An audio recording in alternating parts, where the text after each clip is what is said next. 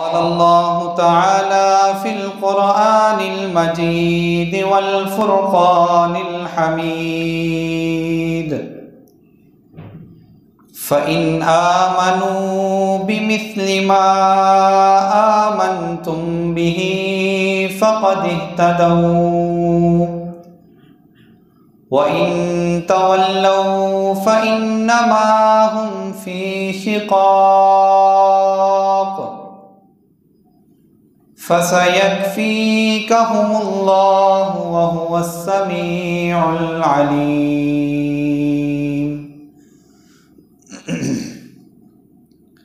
قال الله تعالى في المقام الآخر رضي الله عنهم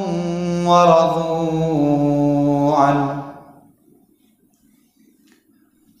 یا الہی جب تک میرے جسم میں جان رہے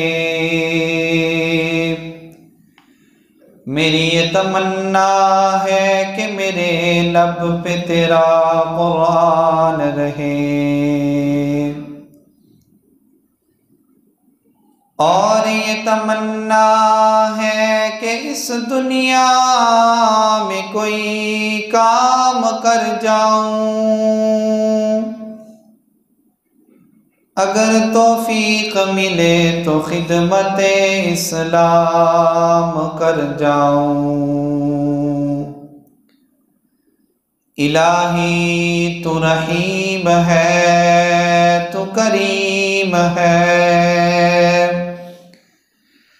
مولا تیری شان سب سے عظیم ہے تو کرم اپنا عطا مولا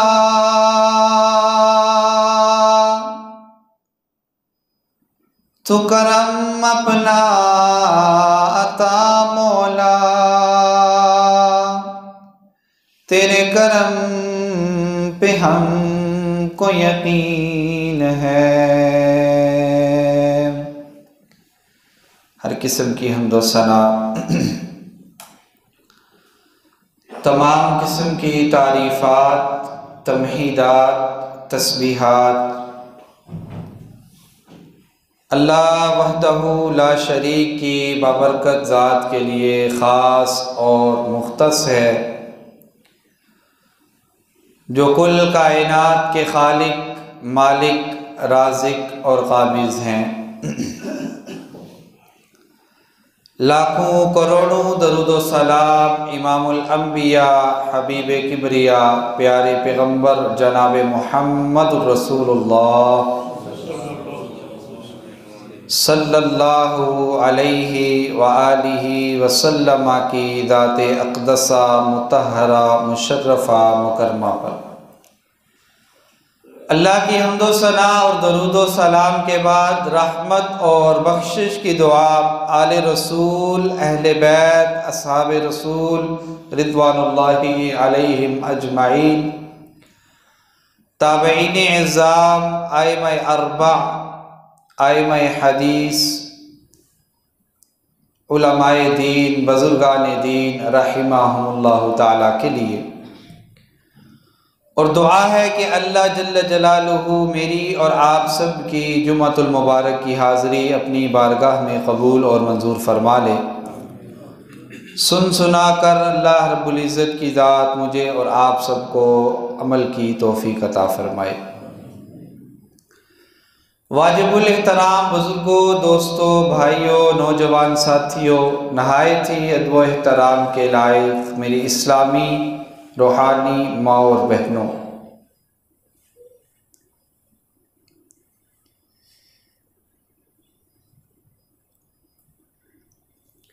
مرد جلال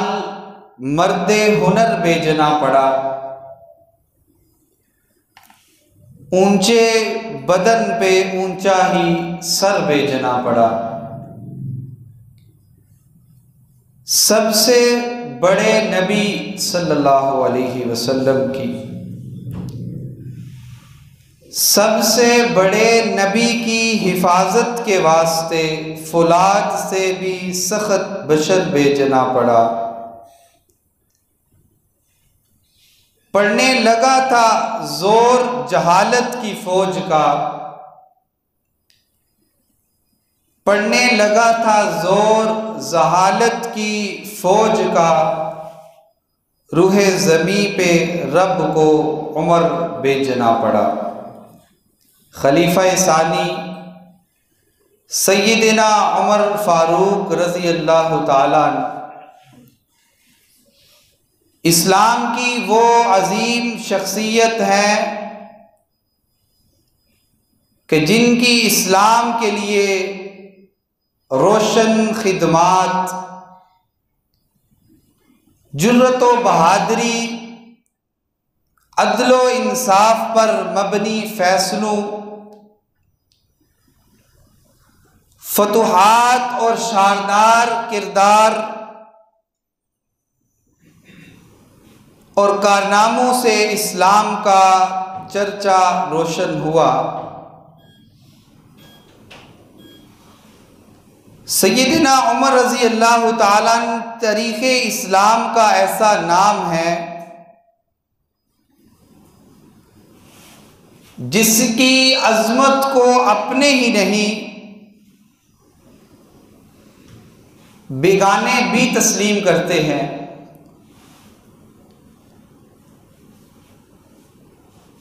وہ نبی نہیں تھے مگر ان کی زبان حق پر وہ مضامین جاری کر دیے کہ اللہ رب العزت کی ذات نے پیارے پیغمبر جناب محمد رسول اللہ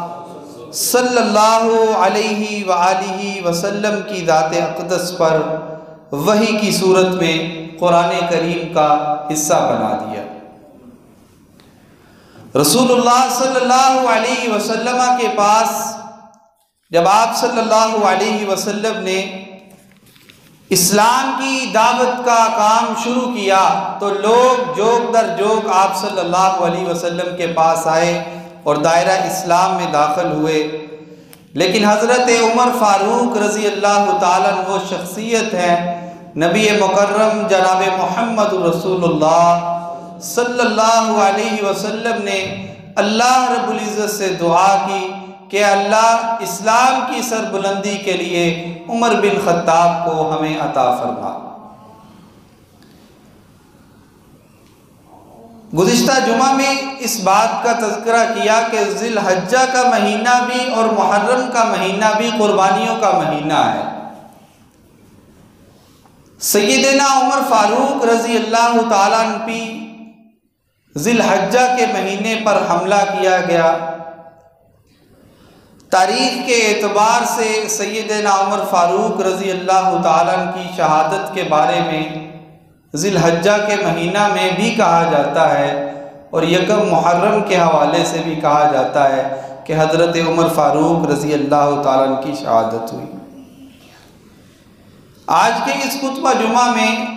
انشاءاللہ العزیز ہم سیرت عمر فاروق رضی اللہ تعالیٰ عنہ کے عنوان پر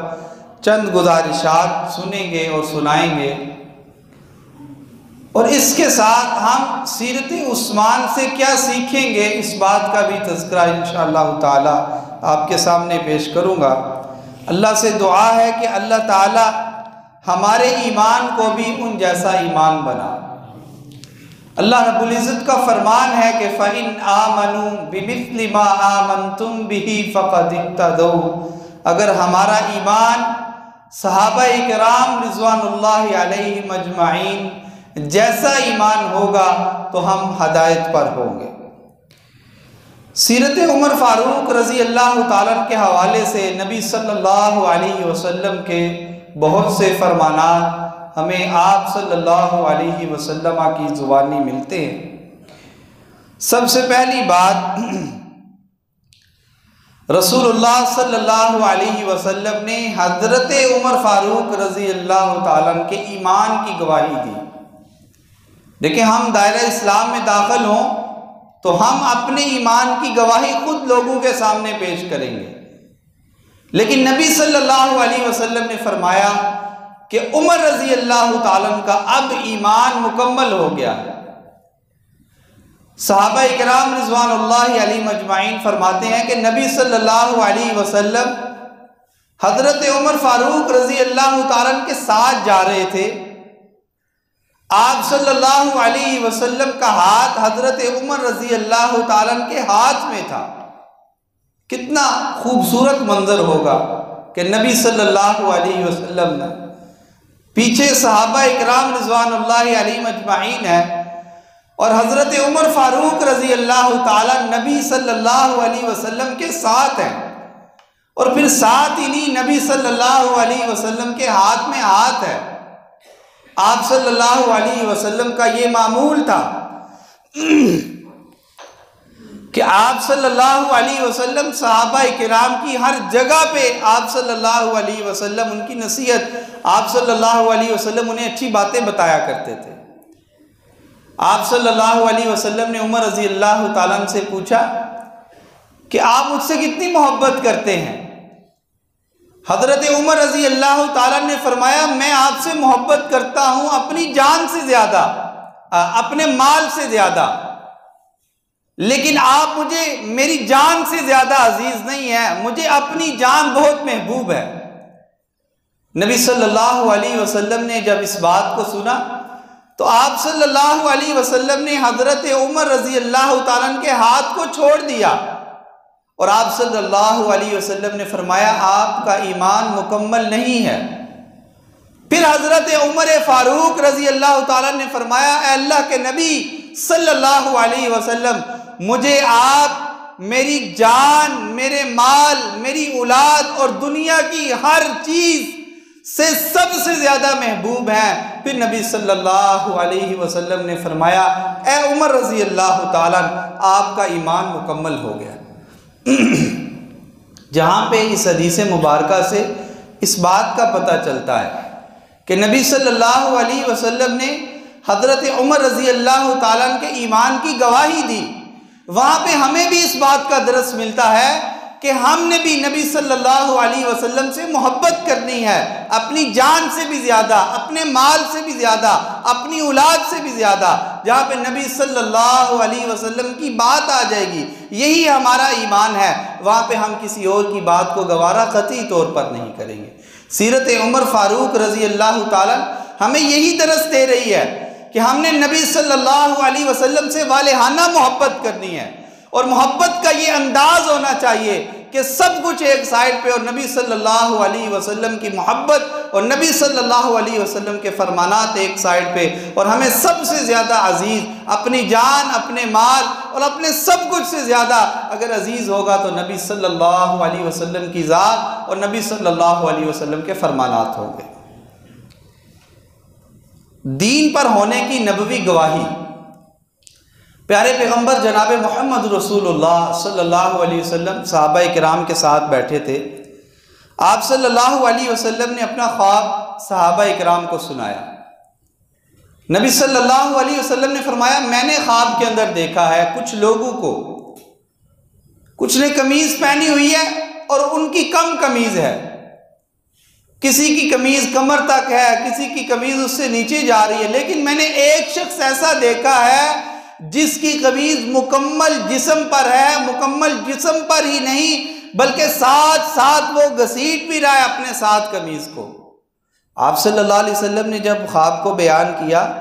تو آپ صلی اللہ علیہ وسلم کے صحابہ کرام نے پوچھا اللہ کے نبی صلی اللہ علیہ وسلم اس خواب کی کیا تعبیر ہے؟ نبی صلی اللہ علیہ وسلم نے فرمایا اس خواب کی تعبیر حضرت عمر فاروق رضی اللہ تعالیٰ نے اور حضرت عمر رضی اللہ تعالیٰ نے اپنے جسم پر، اپنے وجود پر دین کو مکمل سمو کے رکھا ہوا ہے۔ حضرت عمر رضی اللہ تعالیٰ کا ایمان کی گواہی، حضرت عمر رضی اللہ تعالیٰ کے دین پر قائم ہونے کی گواہی پیارے پیغمبر جناب محمد رسول اللہ صلی اللہ علیہ وسلم نے دی۔ اسی طرح حضرت عمر رضی اللہ تعالیٰ کے علم کی گواہی یہ بھی نبی صلی اللہ علیہ وسلم نے دی۔ آپ صلی اللہ علیہ وسلم نے صحابہ کرام کو خواب سنایا، آپ نے فرمایا کہ میں نے خواب کے اندر دودھ خوب سیر ہو کر پیا ہے، اتنا دودھ پیا ہے کہ وہ میری انگلیوں میں بھی ایک لحاظ سے نظر آنا شروع ہو گیا۔ پھر میں نے اپنا وہ دودھ کا پیالہ حضرت عمر فاروق رضی اللہ تعالیٰ عنہ کو تھما دیا۔ صحابہ اکرام رضوان اللہ علیہ مجمعین نے پوچھا، اے اللہ کے نبی صلی اللہ علیہ وسلم اس کی تعبیر کیا ہے؟ نبی صلی اللہ علیہ وسلم نے فرمایا، حضرت عمر فاروق رضی اللہ تعالیٰ عنہ کے علمی ہونے کی گواہی ہے۔ اسی طرح حضرت عمر فاروق رضی اللہ تعالیٰ محبوب مصطفیٰ تھے۔ دیکھیں ہمارے ایمان کا حصہ ہے، ہم نے محبت کرنی ہے نبی صلی اللہ علیہ وسلم سے۔ نبی صلی اللہ علیہ وسلم محبت کر رہے ہیں حضرت عمر فاروق رضی اللہ تعالیٰ عنہ سے۔ اماں جی عائشہ رضی اللہ تعالیٰ عنہا بھی اس حدیث کو بیان کرتی ہیں، صحابہ اکرام رضوان اللہ علیہ مجمعین میں سے صحابہ بھی اس حدیث کو بیان کرتے ہیں۔ نبی صلی اللہ علیہ وسلم سے متعدد مقامات پر اس بات کا سوال کیا گیا کہ آپ سب سے زیادہ محبت کس سے کرتے ہیں؟ نبی صلی اللہ علیہ وسلم نے فرمایا، دنیا کے اندر میں سب سے زیادہ اگر کسی سے محبت کرتا ہوں تو وہ عائشہ رضی اللہ تعالی عنہا ہے۔ پھر صحابہ نے پوچھا، اللہ کے نبی صلی اللہ علیہ وسلم آپ مردوں میں سے سب سے زیادہ کس سے محبت کرتے ہیں؟ نبی صلی اللہ علیہ وسلم نے فرمایا، میں مردوں میں سے سب سے زیادہ اگر کسی سے محبت کرتا ہوں تو حضرت ابو بکر صدیق رضی اللہ تعالیٰ۔ پھر نبی صلی اللہ علیہ وسلم سے پوچھا گیا، اللہ کے نبی صلی اللہ علیہ وسلم آپ اس کے بعد کس سے محبت کرتے ہیں؟ آپ صلی اللہ علیہ وسلم نے فرمایا، میں حضرت ابو بکر صدیق رضی اللہ تعالیٰ کے بعد سب سے زیادہ اگر کسی سے محبت کرتا ہوں تو حضرت عمر فاروق رضی اللہ تعالیٰ نے۔ نبی صلی اللہ علیہ وسلم نے فرمایا کہ حضرت عمر فاروق رضی اللہ تعالیٰ ہماری اس امت کے صاحب الہام شخصیت ہیں۔ پہلی امتوں کے اندر ہوتا تھا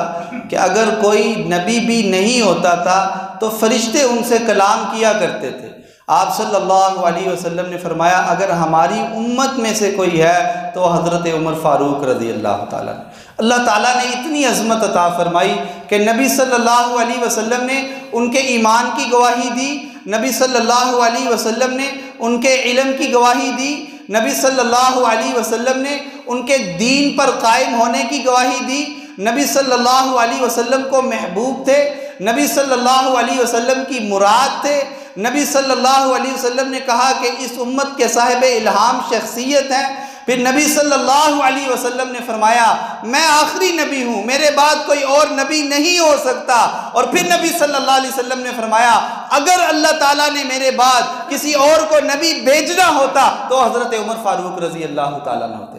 نبی صلی اللہ علیہ وسلم کی حدیث ہے خاتم النبیین ہونے کی، آپ نے فرمایا ایک دیوار ہے اس میں تمام انبیاء تھے لیکن ایک سوراخ اس میں سے خالی ہے، اور نبی صلی اللہ علیہ وسلم نے فرمایا، اللہ رب العزت کی ذات نے مجھے نبی بنا کر، مجھے نبی بھیج کر اس دیوار کو مکمل کر دیا ہے اور میں آخری نبی ہوں، میرے بعد کوئی اور نبی نہیں ہو سکتا۔ دعوے ضرور کر سکتے ہیں کہ ہم جھوٹے نبی ہیں، وہ مکار اور فریب اور دجال اور کذاب تو ہو سکتے ہیں، وہ قطعی طور پر نبی نہیں ہو سکتے۔ نبی صلی اللہ علیہ وسلم نے فرمایا، اگر اللہ تعالیٰ اس امت کے اندر میرے بعد کسی کو نبی بھیجنا چاہتے تو اللہ تعالیٰ عمر بن خطاب رضی اللہ تعالیٰ عنہ کو بھیج دے۔ اتنی شان اور اتنی عظمت اللہ رب العزت نے حضرت عمر فاروق رضی اللہ تعالیٰ عنہ کو عطا فرمائی۔ متعدد قرآن کریم کی آیات حضرت عمر فاروق رضی اللہ تعالیٰ عنہ کے مشورے کی وجہ سے نازل ہوئی۔ نبی صلی اللہ علیہ وسلم سے کہنے لگے ایک دن، اے اللہ، اے نبی صلی اللہ علیہ وسلم،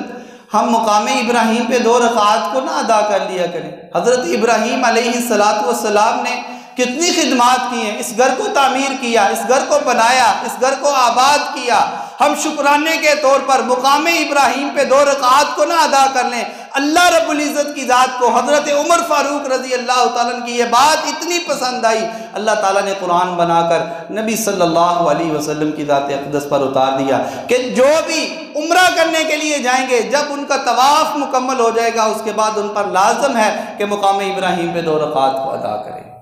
پھر پردہ کے حوالے سے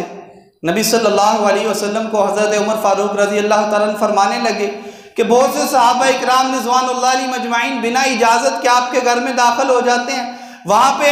آپ صلی اللہ علیہ وسلم کی ازواج ہوتی ہیں، اسی طرح دوسرے گھروں میں بھی صحابہ اکرام چلے جاتے ہیں، تو اللہ رب العزت سے دعا کریں کہ اللہ تعالیٰ اس حوالے سے ہماری رہنمائی فرمائے۔ حضرت عمر رضی اللہ تعالیٰ نبی یہ بات کہہ ہی رہے تھے تو اللہ تعالیٰ نے پردے کے تمام احکامات نبی صلی اللہ علیہ وسلم پہ نازل فرما دیے۔ شراب کے حوالے سے بڑے مسئلے بنے تھے، شراب ایک دفعہ حرام ہوئی، پھر کہا کہ نماز کے وقت اس کو نہیں پینا، پھر حضرت عمر رضی اللہ تعالیٰ نے کہا اللہ سے دعا کریں کہ اللہ تعالیٰ ایسی آیت کو نازل کر دیں کہ یہ بالکل امت مسلمہ پہ حرام ہو جائے۔ نبی صلی اللہ علیہ وسلم سے ابھی یہ بات کہہ ہی رہے تھے تو جبرائیل امین اللہ کا پیغام لے کر آئے کہ شراب اس امت پر پینا بالکل ہر طور پر، ہر معاملے پر بالکل حرام ہے۔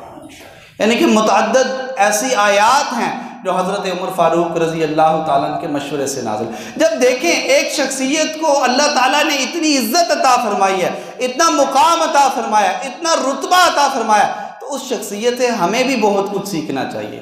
بہت سی چیزیں ہیں جو سیرت عمر فاروق رضی اللہ تعالیٰ عنہ سے ہمیں سیکھنے کو ملتی ہیں۔ اس میں سے سب سے پہلی چیز ہے ہمیں نبی صلی اللہ علیہ وسلم سے والہانہ محبت کرنی چاہیے۔ ہمارا ایمان ہی اس وقت مکمل ہوگا، ہمارا ایمان ہی اس وقت پایہ تکمیل کو پہنچ سکتا ہے جب ہم نبی صلی اللہ علیہ وسلم سے صحیح معنوں میں حقیقی محبت کریں گے، اور حقیقی محبت یہی ہوتی ہے کہ ہم نبی صلی اللہ علیہ وسلم کی اتباع کریں۔ دوسری چیز سیرت عمر فاروق رضی اللہ تعالیٰ سے ملتی ہے کہ ہمیں دین کی تعلیم کو زیادہ سے زیادہ حاصل کرنا چاہیے۔ اس حوالے سے حضرت عمر فاروق رضی اللہ تعالیٰ کا بڑا انمول واقعہ ملتا ہے۔ نبی صلی اللہ علیہ وسلم جب ہجرت کر کے مدینہ میں گئے تو نبی صلی اللہ علیہ وسلم نے انصار اور مہاجر کو آپس میں بھائی بھائی بنا دیا تھا۔ تو حضرت عمر فاروق رضی اللہ تعالیٰ کے جو انصاری صحابی بھائی بنے تھے، دونوں کے اندر یہ بات طے ہو گئی کہ ایک دن میں کام پہ جاؤں گا، ایک دن آپ کام پہ جائیں گے۔ جس دن میں کام پہ جاؤں گا اس دن آپ نے نبی صلی اللہ علیہ وسلم کی ہر مجلس کے اندر بیٹھنا ہے اور نبی صلی اللہ علیہ وسلم کے ہر فرمان کو یاد کرنا ہے، اور جو اللہ رب العزت آیات نازل فرمائے ان آیات کو یاد کرنا ہے، اور جب شام کو میں واپس آؤں تو مجھے نبی صلی اللہ علیہ وسلم کی ان احادیث کو سکھانا ہے اور ان آیات کو سکھانا ہے۔ اگلے دن آپ کام پہ چلے جانا، میں نبی صلی اللہ علیہ وسلم کی مجلس میں بیٹھوں گا، میں نبی صلی اللہ علیہ وسلم کے فرمانات کو یاد کروں گا، میں اللہ کے احکامات کو یاد کروں گا، اور جب شام کو آپ واپس گھر کے اندر آ جائیں گے تو میں آپ کو بتاؤں گا کہ آج کی مجلس میں ہم نے نبی صلی اللہ علیہ وسلم سے یہ حدیث سیکھی ہے، ہم نے اللہ رب العزت کے یہ احکامات سیکھے ہیں۔ یعنی کہ دین کے ساتھ، دین کی تعلیم کے ساتھ حضرت عمر رضی اللہ تعالیٰ کی یہ محبت تھی۔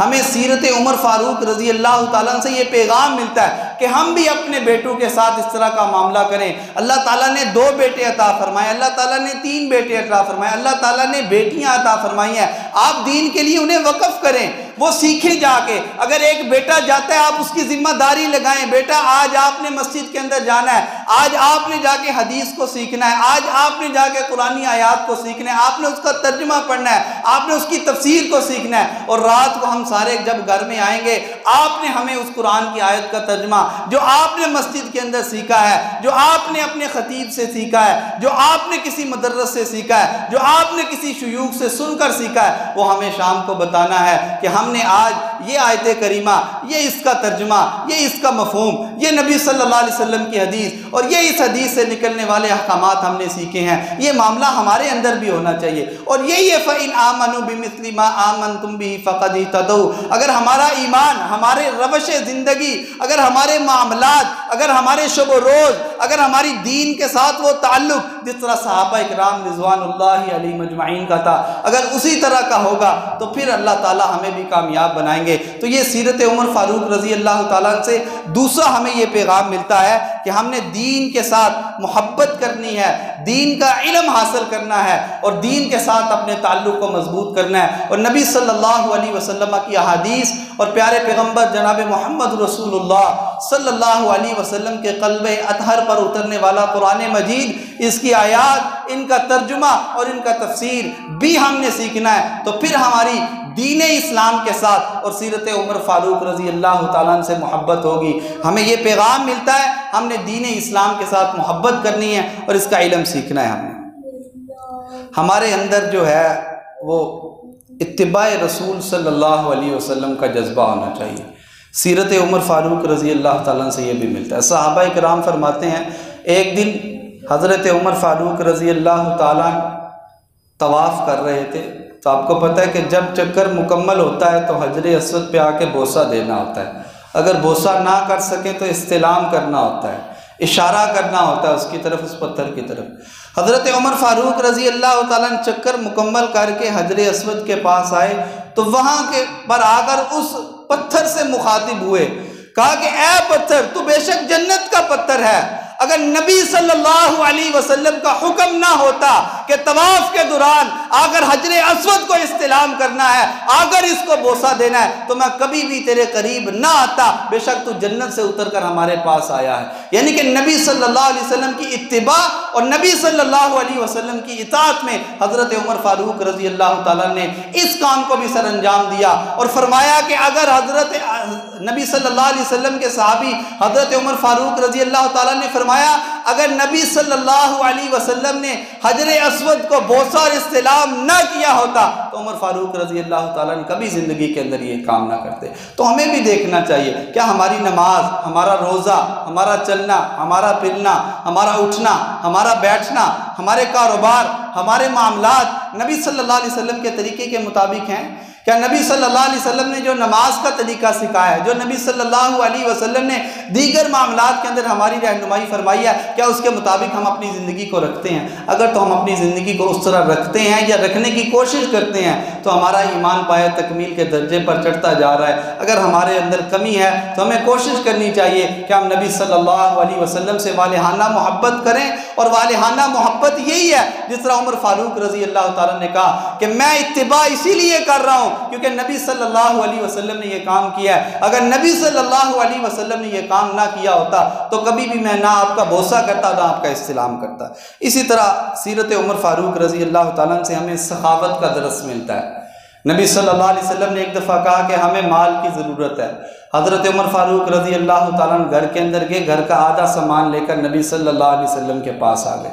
جب نبی صلی اللہ علیہ وسلم کے پاس آئے، آپ نے پوچھا کیا لے کر آئے ہیں؟ کہا اللہ کے نبی گھر کا آدھا مال لے کر آیا ہوں اور گھر والوں کے لیے آدھا مال چھوڑ آیا ہوں۔ اتنے میں نبی صلی اللہ علیہ وسلم کے سب سے محبوب صحابی حضرت ابو بکر صدیق رضی اللہ تعالیٰ عنہ تشریف لائے اور پوچھا نبی صلی اللہ علیہ وسلم نے ابو بکر کیا لے کر آئے ہو؟ کہا اللہ کے نبی صلی اللہ علیہ وسلم گھر کا سارا سامان لے کر آیا ہوں۔ نبی صلی اللہ علیہ وسلم نے پوچھا گھر کیا چھوڑ کر آئے ہو؟ کہا اللہ اور اس کے رسول صلی اللہ علیہ وسلم کی محبت چھوڑ کر آیا ہوں۔ یعنی کہ گھر کا سارا مال اور گھر کا آدھا مال حضرت عمر فاروق اور حضرت ابو بکر صدیق رضی اللہ تعالیٰ نے اسلام کے لیے قربان کر دیا۔ ہمیں یہاں سے درس ملتا ہے سیرت عمر فاروق رضی اللہ تعالیٰ عنہ سے، جہاں پہ اسلام کے لیے ہمارے مال کی ضرورت ہو تو اللہ کی رضا کے لیے اپنے مال کو قربان کرنا چاہیے۔ اگر اللہ تعالیٰ نے ہمیں طاقت عطا فرمائی ہے، صدقہ جاریہ کی جو صورتیں بنتی ہیں اس کے اندر ہمیں اپنا حصہ ضرور ڈالنا چاہیے جتنی اللہ تعالیٰ نے ہمیں طاقت عطا فرمائی ہے۔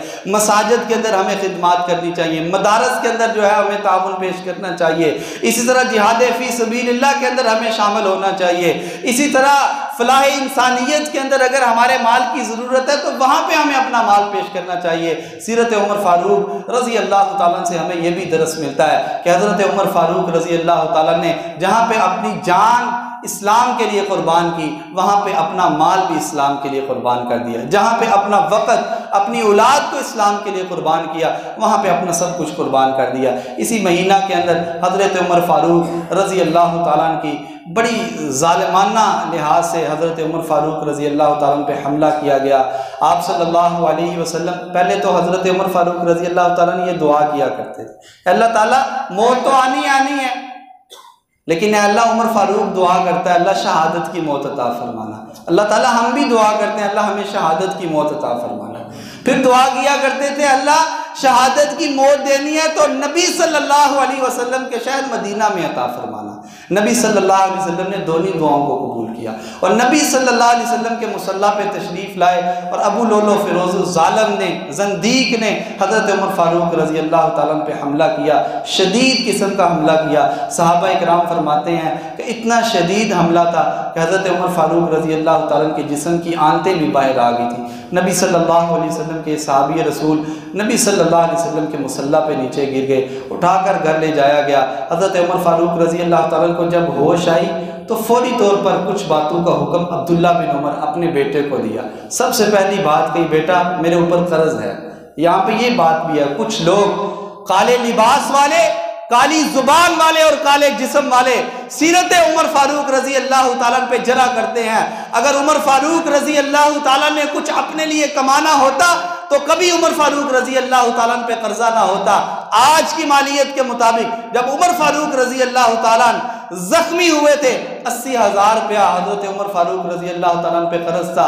آپ نے اپنے بیٹے کو نصیحت کی کہ بیٹا جب میں اس دنیا سے چلا جاؤں کوشش کرنا میرے مال میں سے تو ادا نہیں ہوگا، فلاں صحابی کے پاس جانا، اگر وہ بھی نہ ادا کر سکے تو قریش والوں کے پاس جانا اور ان کے آگے اپیل پیش کرنا کہ عمر فاروق رضی اللہ تعالیٰ کا قرضہ جو ہے وہ ادا کر دے۔ دیکھیں کتنی بڑی سلطنت کے مالک بن چکے تھے، لیکن اپنے پاس اتنا بھی پیسہ نہیں تھا کہ اپنے قرضے کو جو ہے وہ صحیح معنوں میں ادا کر سکتے۔ یہ پیغام ملتا ہے جہاں پہ عام لوگوں کو ملتا ہے، وہاں پہ حکمرانان وقت کو بھی سیرت عمر فاروق رضی اللہ تعالیٰ سے بہت پیغام ملتا ہے۔ باتیں بہت زیادہ ہیں جو سیرت عمر فاروق رضی اللہ تعالیٰ پہ کی جائیں، جو سیرت عمر فاروق رضی اللہ تعالیٰ سے بیان کی جائے۔ ایک گزارش اور ایک اپیل کروں گا، ایک دارالسلام کی طرف سے کتاب شائع ہوئی ہے جس کا عنوان فقط یہ سیرت عمر فاروق رضی اللہ تعالیٰ، 400 صفحات پہ مشتمل کتاب ہے۔ اگر آپ خرید سکتے ہیں، اگر نہیں خرید سکتے تو آسانی کے ساتھ آج کل انٹرنیٹ سے PDF صورت میں اس کو ڈاؤن لوڈ کیا جا سکتا ہے۔ آپ اس کو اپنے پاس اپنے موبائل میں سیو کریں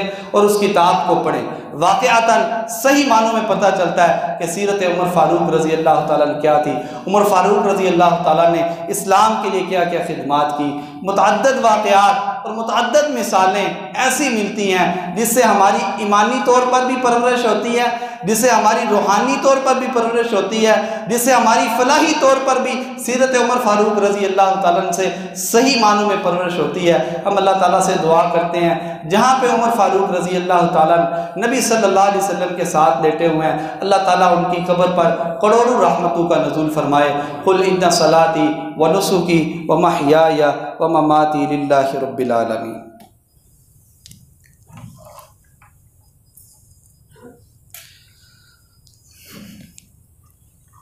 ان الحمد للہ